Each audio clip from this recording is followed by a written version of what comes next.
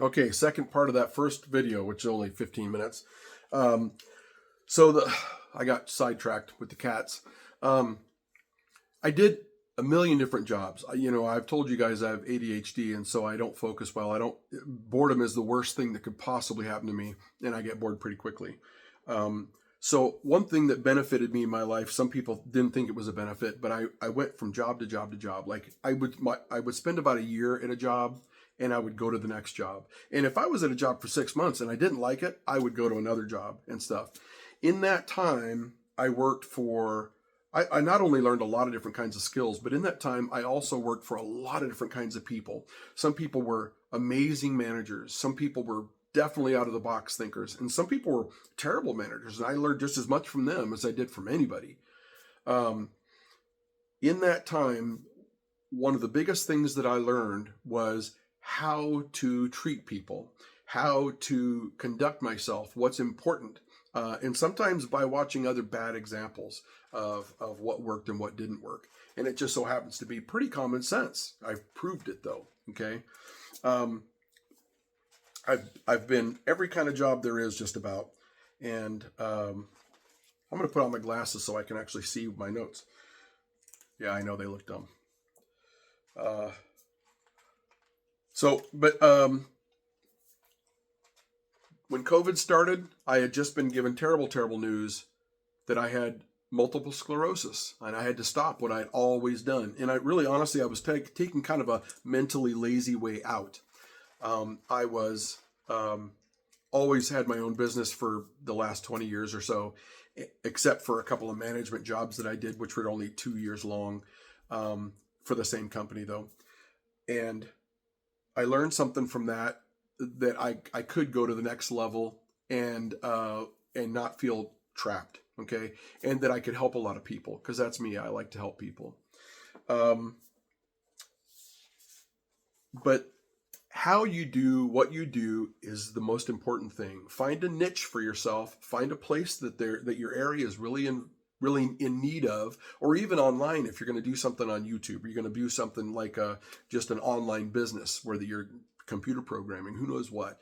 Where that you're filling a need that isn't saturated with the people already. Okay. Um, the first thing you're going to do is figure out what that business is. The very second thing you're going to do, figure out a unique name that describes what you do. Don't make it something stupid that is like Kodak, which, if you know what Kodak is, great. You figured it out. They spent $1 zillion on advertising right away. Don't do that. My business is called Sunshine Home Cleaning. It's obvious. Sunshine Home Cleaners. It's obvious what the business is, right? It's a short thing. The very first word meant a lot to me. The next word meant a lot to me, and the last letter of the last word meant a lot to me. And it was like supposed to be for good reasons. The So once you figure out the name, that's all written down into your plan. You're formulating a business plan. Then you got to register your business. Get a hold of the state.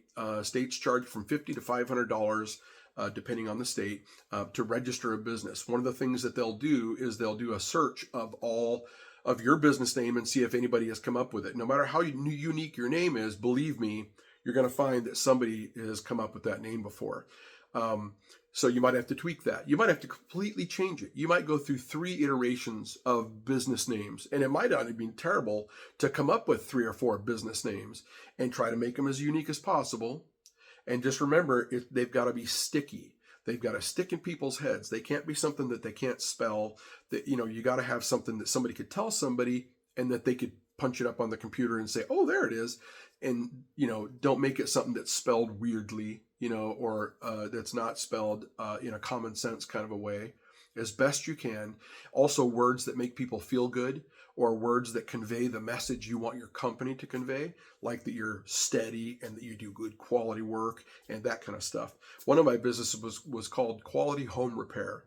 Obviously, it said right there what I do, because when somebody's like, "Geez, I need my home to be repaired," the first thing they're going to type up is home repair, and there I was. Give you an idea of what we're talking about here. Common sensey stuff. Um, I worked forever doing that kind of stuff. And when I was 50 years old, I was telling you, I suddenly got diagnosed with MS and I had to change it up. Um, then COVID started. And so then I was like, well, stuck at home, and that's not something I can do. So I started online college, and I worked for 6 solid years online at University of Arkansas Grantham and got an MBA. That's a master's in business administration. My bachelor's was in marketing specifically and business administration, general management, and my master's degree is in project management, because as far as I was concerned, everything in life, especially as a manager, is a project, a series of projects. When you're spinning plates, that's a project. And you're spinning 5 plates, that's like 5 projects you're working on at the same time. That's how management is, you know? And when you're a business owner, you're a manager with big muscles, okay? And you need to be. You need to be a plate spinner. You need to be able to manage lots of different kinds of projects, financial stuff, idea stuff, marketing stuff, the actual work itself, you know, your relationship with customers. That's all plates you got to spin all at the same time. And it's entirely doable. You just got to set your mind up and organize your stuff. And then suddenly you realize, wow, with good organization, and now with computers and, man, with AI, it's way easier than it used to be. You don't have to be like a crazy person like me to be able to do all that at the same time. So the next thing I realized is that I've got my business going and stuff, and I found out that my business still needed something. It needs a certain kind of marketing, and the way I've designed it to grow, it needs a certain type of scheduling to be involved. It's all got to be digital. That's the fastest, most efficient way to do it. And so I need to be able to hire this company, say $100 a month. So I need an income. So I designed another business to make that work. Then I found out that business is great. It's all put together, started it, everything is legit.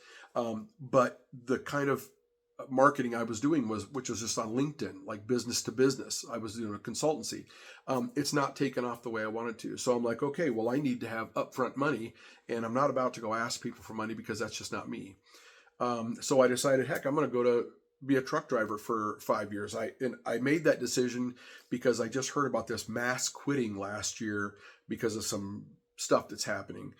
So I said, okay, I'll be an over-the-road trucker, and it will suck for 5 years. And at 5 years, I'll have the money because I'll be able to invest it with fidelity and have the money I need to really launch my business. So you see how I'm kind of thinking out of the box, and I'm not giving up on something. I'm not just like, screw it, I'll work at McDonald's, or whatever. I have an MBA. I could go get a job someplace that paid pretty sweet money. But that's not what I want to do. That's not the only thing in the world is money. I want freedom.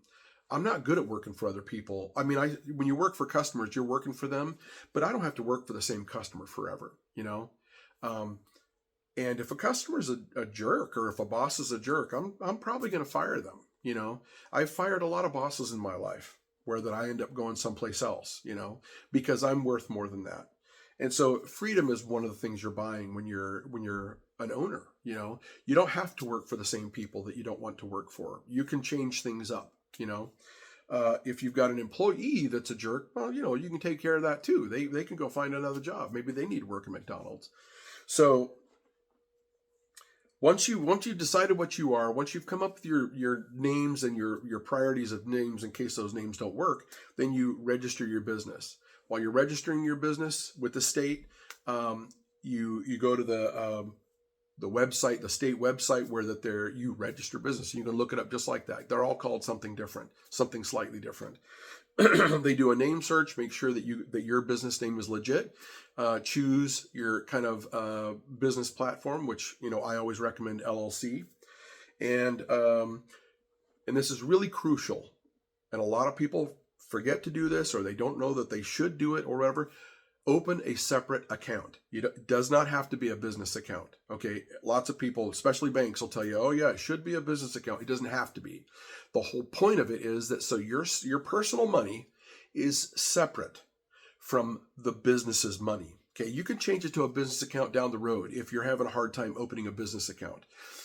open a savings account or something like that. Okay, it could be a checking account, just a second checking account with your name also. You don't got to tell them why, but never, ever, ever, ever. Maybe you open at a different bank. That way you couldn't possibly get it wrong. But never mix your personal money for your personal expenses with your business money and your business expenses. One thing that keeps your ability to pay taxes correct, because you pay when you have your own business, you pay about 15% or so in taxes. Every single job you ever do. What I personally do is I always have what I call an oh shit account, an emergency account. And I take out at least 15%. In reality is I take out 30% because I love having that extra money in there, right? And I put it into the bank and I forget it even exists, and it's a separate account that I always know that no matter what, I can pay my taxes with that. Now, the reason I have that, because I ran into a really surprised that it was not my fault situation many, many years ago. An accountant that I had for my first business vanished. They disappeared and went to South America with my money and a whole bunch of other people's money that they'd been embezzling. And suddenly I was left owing the IRS $10,000. And the IRS had been sending them letters, saying, hey, last chance doing this. And then finally, I got a call somehow. They tracked me down and said, hey, your business is in real trouble and you need to send us $10,000. And I was like, what? I didn't have 10,000 extra bucks. I was a pretty young guy at that time. And so I had to actually go get a loan for $10,000, or, it looked like I was going to lose every single thing I had, including the vehicle I had to drive to work, So build yourself an emergency account. I put in 30% of everything that I make into that emergency account and I forget it exists. Okay. Now, when I'm going to be driving truck, I'm going to be flipping the script. I'm going to be putting 65% of everything I make into that emergency account, which is going to get invested. It's going to be an account through Fidelity. And I'll get a 7 or 8% off of it, which is giant for a medium risk. I don't want ultra low risk, which is like Coca-Cola, Johnson & Johnson, stuff like that. It'll be a medium risk account, and it'll pay a pretty good percentage. And after 5 years, I've guesstimated about what I'll earn and about what I'll be paying into it and about what that'll add up to. And it'll be about $260,000 in the end of 5 years. So here's to that being correct. What I'll keep is 35%. And I will just make it work, from myself and my wife. My wife makes a good living, so she really doesn't need much from the business that I'm going to be doing. And so it's really going to be just a cash generator.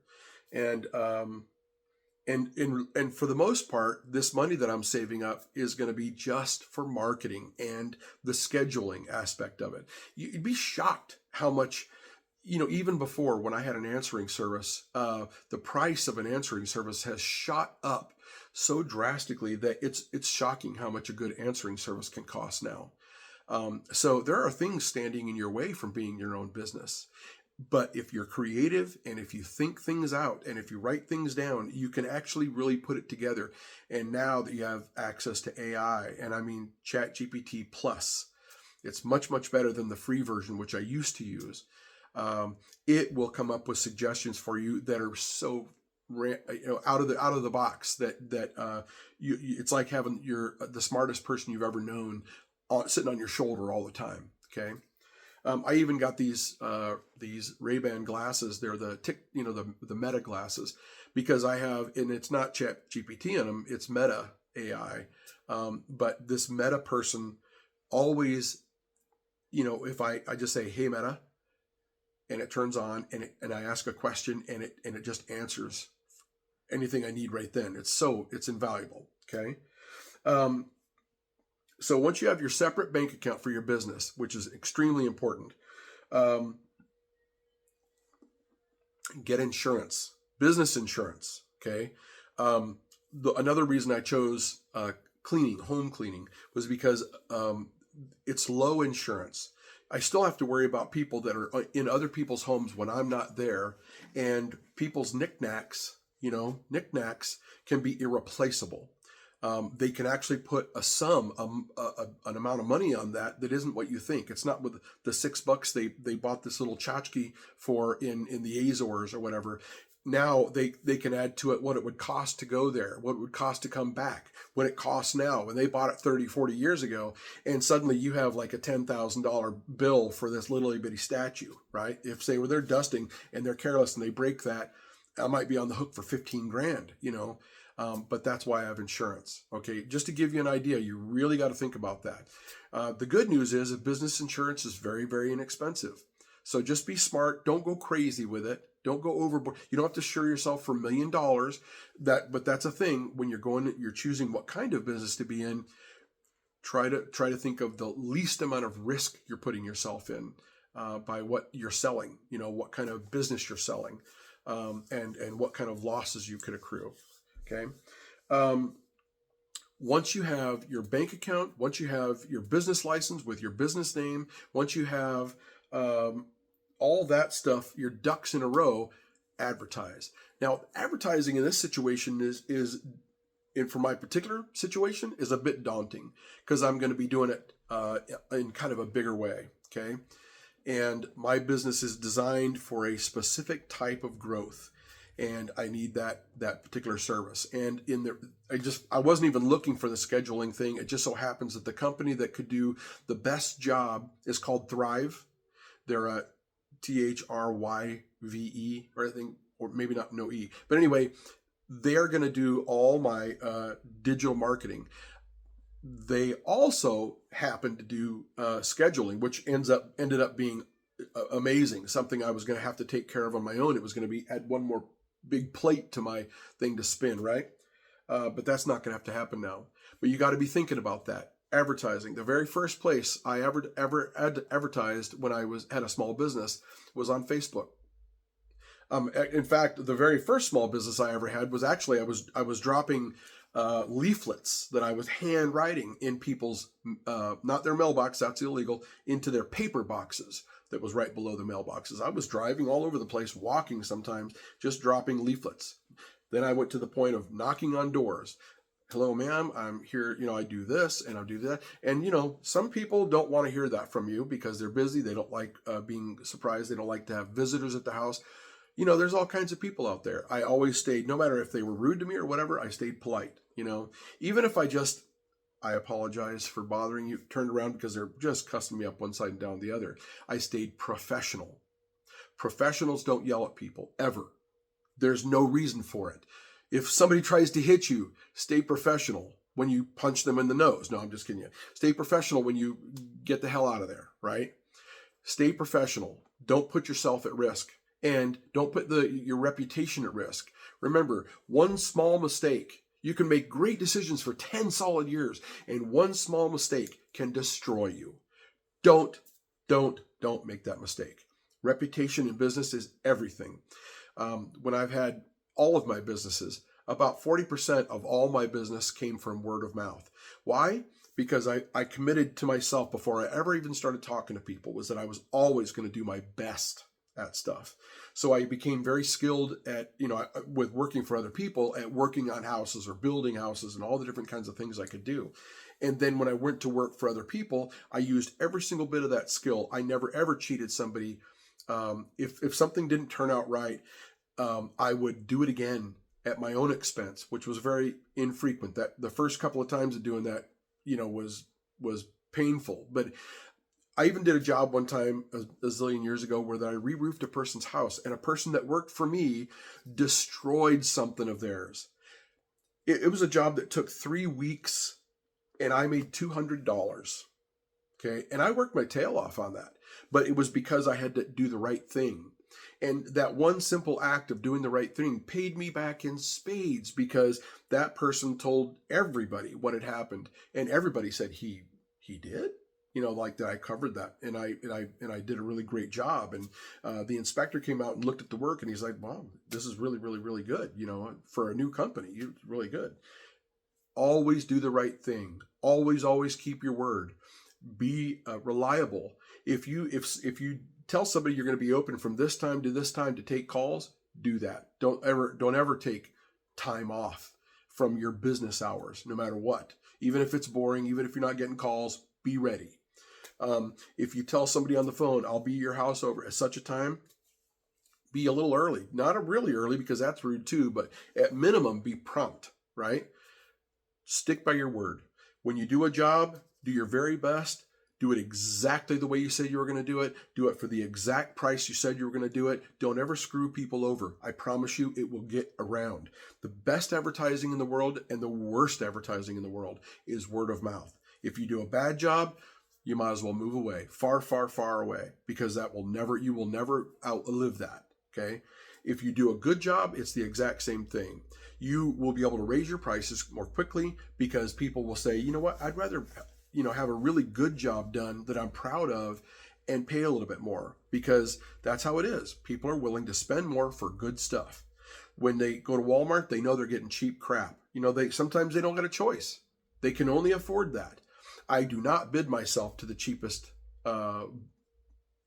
bidder, these days, because I am worth more. There was a time, like anytime you ever start your business, you want to start really low. You can always go up. You just can't go back down. Okay. And so start low, start at what you need to make to survive. Okay. And not what you hope to make, not what you think you're worth, but what you need to make to survive. And once people get to know you, you're doing a great job. You're keeping your word, and people are starting to really spread the word around. A year later, bump your price, then bump it, and slowly, small. Nothing shocking, because that word gets around fast too. Okay, do the right thing. But Facebook, Craigslist, dropping flyers at people's doors, knocking on doors, randomly calling people, even though that's not as easy because, nobody has a phone book anymore. But every single customer you ever get, ask for referrals.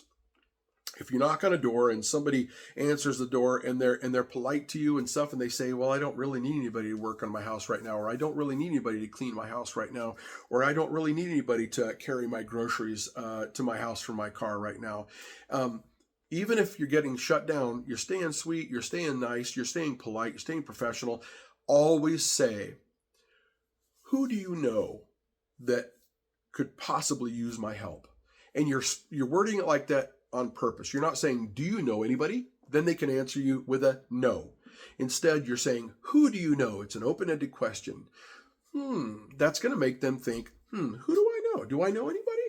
And you're going to get names out of that. Maybe it's going to be names that, who knows, maybe they will, maybe they won't work, but it's better than what you have now before you even asked, right? And so that's great advertising. And the other thing is, by the time you get to that person's phone number, or by the time you get a hold of that person at their house, the other person's called them up and say, well, that guy's really nice. Now, I didn't need anything or whatever like that, but I recommend them. He was really nice. Who knows why they're giving you that number or whatever, but it gives you an opportunity. You do the same thing with the next person. Now, if every single person you get told no by gives you 3 names, you're ahead of the game. That's a pyramid right there, right? And so you keep on. Now you've asked 2 different people. Now you have 6 names. You ask 3 different people. Now you have, and it grows exponentially. And somebody's going to say yes. I mean, I'm going to spend a few hours, knocking on doors or calling people's known numbers or whatever. And at some point, somebody's going to say yes. And then I've got work.